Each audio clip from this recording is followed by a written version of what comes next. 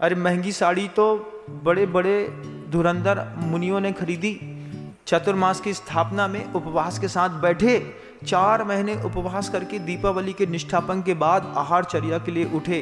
बड़े सौदे तो महाव्रतों के होते हैं, बे सौदे खरीदने की हिम्मत नहीं है। तो सपने देखो, आज नहीं तो कल। क्या बात है ना।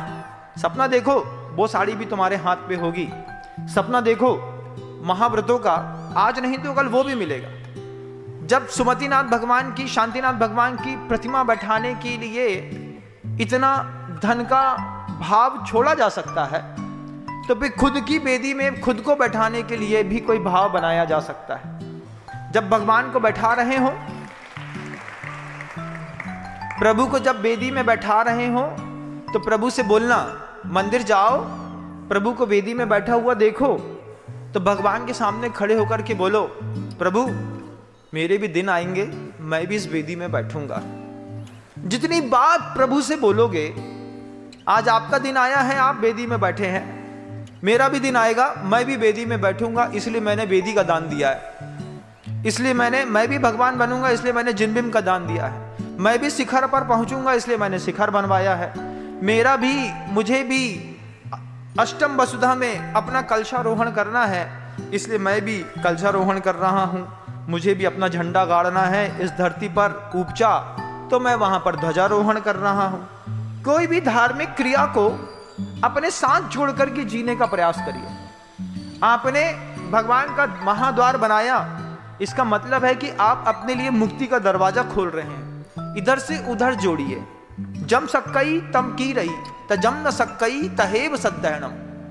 आचार्य कहते हैं, जो कर सकते हो वो अपनी ताकत से करो, जो नहीं कर सकते हो उस पर श्रद्धा करो कि मैं ये भी कर सकता हूं, मैं ये करूंगा एक दिन। महंगी साड़ी नहीं खरीदते बन रही ना, महाव्रत लेते नहीं बन रहा, घर छोड़ते नहीं बन रहा, तो अनुव्रतों की हल्की साड़ी तो खरीदो। उसमें वांग मनोगुप्तिरा दान निक्षेपण लोकित पान भोजनानि पंच क्रोध लोभ भीरुत्व हास प्रत्याख्यान अनवीच भाषणम चपंच।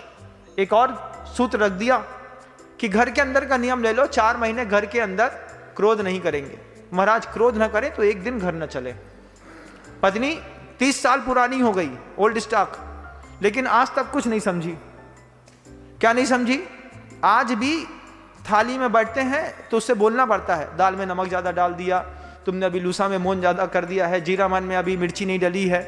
30 साल बाद भी पति को अगर अपनी पत्नी से धन के भोजन के मामले में समझना पड़े, मतलब समझना कितनी बेमेल जोड़ी है। 30 साल से पति कितना एडजस्ट कर रहा होगा।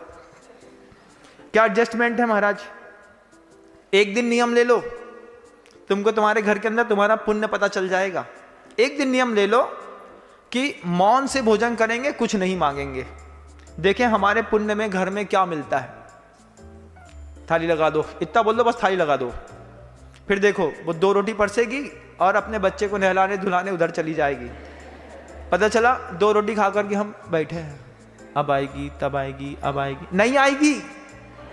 तुम्हारी किस्मत में 2 रोटी थी, तुमने खा ली ना, पानी पियो निकल लो यहां से, नहीं आएगी। तुम घर के अंदर भिखारी हो, तुमको जरा जरा सी बात में, भाई दाल दे दे। जब तक दाल नहीं मांगोगे दाल नहीं मिलेगी, जब तक पापड़ नहीं मांगोगे पापड़ नहीं मिलेगा, जब तक रोटी नहीं मांगोगे रोटी नहीं मिलेगी। ऐसा तुम्हारा पुण्य नहीं है कि तुम चुपचाप बैठे रहो, तुम्हारा पेट तुम्हारी मर्जी के हिसाब से भर जाए।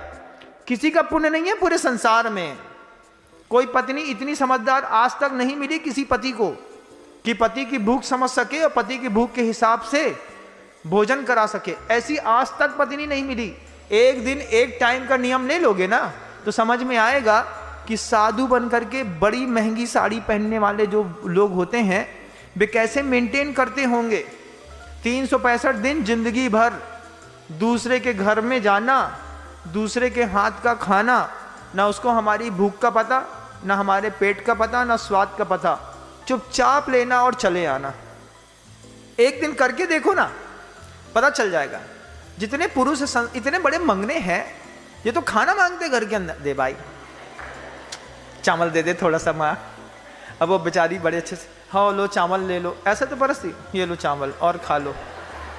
क्या प्यार से परस्ती है? हे पतिदेव आपके लिए चावल समर्पयामी, आहा ऐसा जाएगी। और जैसे वो अन्ना लोग होते हैं ना, ऐसे चावल डालते हैं, खटखट एक बार दो बार थाली में बजा देते हैं, ऐसे वो थाली में जे चावल खा लो। बेचारा वो खाता पीता चला जाता, अपने आप को मालिक समझता है, कुछ नहीं है तुम्हारे हिस्से में, कुछ भी नहीं।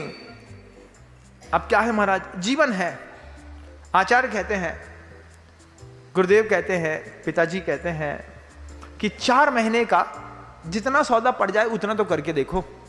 क्रोध घर के अंदर नहीं करेंगे, लोभ घर के अंदर नहीं करेंगे, घर वालों को डराएंगे नहीं। घर वालों को डराने की भी बड़ी आदत रहती है, लगातार घर के अंदर इतना मेंटल प्रेशर बड़े क्रिएट कर देते हैं कि सामने वाला घबरा जाता है, भागता है बच्चा घर से। अगर आपका बच्चा डाइनिंग हॉल में आए और बच्चा उठ करके दूसरे कमरे में चला गया, मतलब आपके और आपके बच्चे के बीच में जनरेशन गैप और फैक्शन लगातार बढ़ रहा है। पिता और पुत्र दोनों एक ही सोफा सेट पर बैठ करके और टीवी देख लें, समझना परिवार की सबसे बड़ी उपलब्धि है। नहीं तो जैसे ही पुत्र की टीवी चालू होती है, पापा आए, बच्चे ने टीवी ऑफ करी, जीरो न्यूज आज तक लगाया और चुपचाप ऊपर, बोले क्यों, तुम्हारे गणेश जी आ गए हैं, अब हमसे ना बनेगा। ऐसे ही होता है ये घर का जनरेशन गैप। तो अब चूंकि अब